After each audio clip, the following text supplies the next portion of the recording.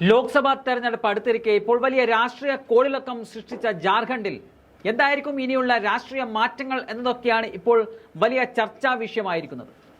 ജാർഖണ്ഡ് പൊതുവെ ആദിവാസി സമൂഹത്തിന്റെ ഒരു വലിയ പോരാട്ട ഭൂമിയായാണ് കണക്കാക്കപ്പെടുന്നത്. നിലവിൽ ഹേമന്ത് സോറൻ അറസ്റ്റിലായതും തുടർന്ന് ചെമ്പൈ സോറൻ മുഖ്യമന്ത്രിയായി സത്യപ്രതിജ്ഞ ചെയ്തതുമൊക്കെ സംസ്ഥാനത്ത് മാത്രമല്ല രാജ്യത്ത് തന്നെ വലിയ ചർച്ചകൾക്ക് വഴിവെച്ചിട്ടുണ്ട്. അത്തരമൊരു സാഹചര്യത്തിൽ കൂടിയാണ് എന്തായിരിക്കും ഇനി ജാർഖണ്ഡിൽ സംഭവിക്കാൻ പോകുന്നത് എന്നറിയാനുള്ള താല്പര്യം രാജ്യത്തെ ജനങ്ങൾക്ക് കൂടി വരികയാണ്. ജാർഖണ്ഡിൽ 14 ലോക്സഭാ സീറ്റുകളാണുള്ളത്. പിന്നോക്ക സമുദായങ്ങൾക്കായി 5 സീറ്റുകൾ സംവരണം ചെയ്യപ്പെട്ടിട്ടുമുണ്ട്. ഗോത്രവർഗക്കാർക്ക് ആധിപത്യമുള്ള സംസ്ഥാനത്ത് ജൈവരാജ്യങ്ങൾ നിർണ്ണയിക്കുന്നതിൽ സമുദായങ്ങൾക്ക് നിർണായക സ്വാധീനമുണ്ട്. സംസ്ഥാനത്ത് 55% വോട്ടർമാർ OBC വിഭാഗമാണ്. അതുകൊണ്ട് തന്നെ ഈ 14 സീറ്റുകളുടെയും വിധി നിർണ്ണയിക്കുന്ന ഒരു പ്രധാന ഘടകം തന്നെയായിരിക്കും OBC വോട്ടുകൾ എന്നതിൽ തർക്കമില്ല.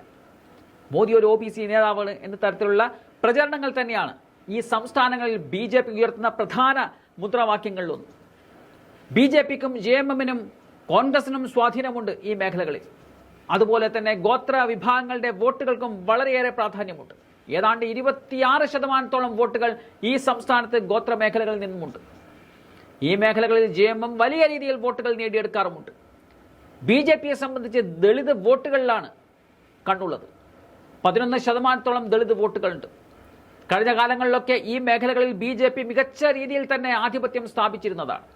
ഇത്തവണ കോൺഗ്രസിന്റെ ദേശീയ അധ്യക്ഷൻ മല്ലികാർജുൻ ഖാർഗെയെ ഉയർത്തിക്കാണിച്ചായിരിക്കും ഈ മേഖലകളിൽ കോൺഗ്രസ് കടന്നു ചെല്ലാൻ ശ്രമിക്കുന്നത്. ഈ നീക്കം BJP വോട്ടുകളെ അടർത്തി മാറ്റാൻ കോൺഗ്രസിന് സാധിച്ചാൽ ഒരു നല്ല മുന്നേറ്റം തന്നെ ഇവിടെ കാഴ്ചവെക്കാൻ ഇന്ത്യ മുന്നണിക്ക് സാധിക്കും. നിലവിൽ 14 ലോക്സഭാ സീറ്റുകളിൽ 12ഉം ഇപ്പോൾ BJPക്കൊപ്പമാണ്.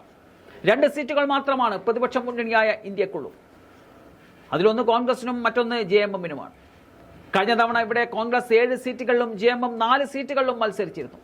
ഇപ്പോഴത്തെ സാഹചര്യത്തിൽ സംസ്ഥാനത്തെ കേന്ദ്ര സർക്കാർ ഹൈജാക്ക് ചെയ്യാൻ ശ്രമിക്കുന്നു എന്നുള്ളതാണ് സംസ്ഥാന സർക്കാർ ജനങ്ങളോട് പറയുന്നത്. ആ പ്രചരണം ഏത് രീതിയിൽ ജനത സ്വീകരിക്കുമെന്നതാണ് അറിയേണ്ടത്. ഹേമന്ത് സോറന്റെ അറസ്റ്റ് തെരഞ്ഞെടുപ്പിൽ വലിയ കൊടുങ്കാറ്റ് സൃഷ്ടിക്കുമ്പോൾ ആ കാറ്റ് ഏത് മുന്നണിക്ക് അനുകൂലമാകുമെന്നതാണ് ഇനി കണ്ടറിയേണ്ടത്.